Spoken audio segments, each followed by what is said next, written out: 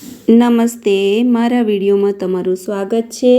આજે હું બનાવું છું આમળાનું અથાણું, જેમાં મેં 1 કિલો તાજા ખૂબ જ સરસ આમળા લઈ લીધા છે, જેને મેં વરાળમાં બાફી લીધા છે અને વરાળમાં બાફી અને એના પીસ છૂટા કરી દીધા છે અને 1 દિવસ તાપમાં મેં આ રીતે સૂકવી દીધા છે અને એકદમ સરસ સુકાઈ ગયા છે, બિલકુલ મોઇશ્ચર નથી રહ્યું અને આ સૂકવેલા તાપ દેખાડેલા આમળા એ તમે વરસ નહીં પણ 2-4 વરસ પણ ખાઈ શકો, એ કશું જ બગડતું નથી અને ખૂબ જ ટેસ્ટી બને છે। એટલે આ રીતે તાપ બતાડવો જરૂરી છે। એટલે હવે તૈયાર કરીશું અથાણામાં નાખવા માટેનો મસાલો।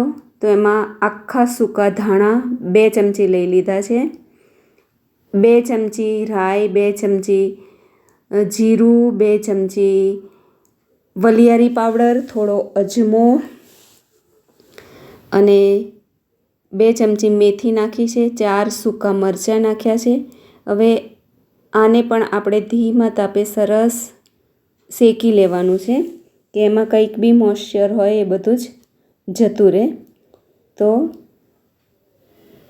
જેમ જેમ શેકાય છે એમ એની સુગંધ પણ આખા ઘરમાં આવી રહી છે। હવે બીજી તરફ આપણા આમળાને લઈ લીધા છે, એમાં મેં 1 ચમચી હિંગ નાખી છે, 1 ચમચી હળદર પાવડર, 1 ચમચી સંચર પાવડર, મરીનો પાવડર અડધી ચમચી। હવે આપણે જે મસાલો બનાવ્યો છે એ એડ કરી દીધો છે, એને મેં મિક્સરમાં કકરું વાટી લીધું હતું, એટલે બહુ મહીન પાવડર નથી કરવાનો। હવે સરસોનું તેલ મેં ગરમ કરી અને ઠંડુ કરી દીધું છે, એ થોડું નાખ્યું છે, કશ્મીરી લાલ મરચું 1 ચમચી અને બધા જ મસાલા આમળા સાથે સરસ રીતે મિક્સ કરી લેવાના છે। તો તૈયાર છે ગુણોથી ભરપૂર સ્વાસ્થ્યવર્ધક એવા આમળાનું અથાણું। એટલે આમળા કોઈને કોઈ રીતે આપણે સિઝનમાં ખાવા જ જોઈએ, ચાહે અથાણાના રૂપમાં ખાઓ, ચાહે તો આથેલા આમળા ખાઓ કે મુરબ્બો ખાઓ, પણ આમળાનો આપણે ઉપયોગ કરવો જોઈએ।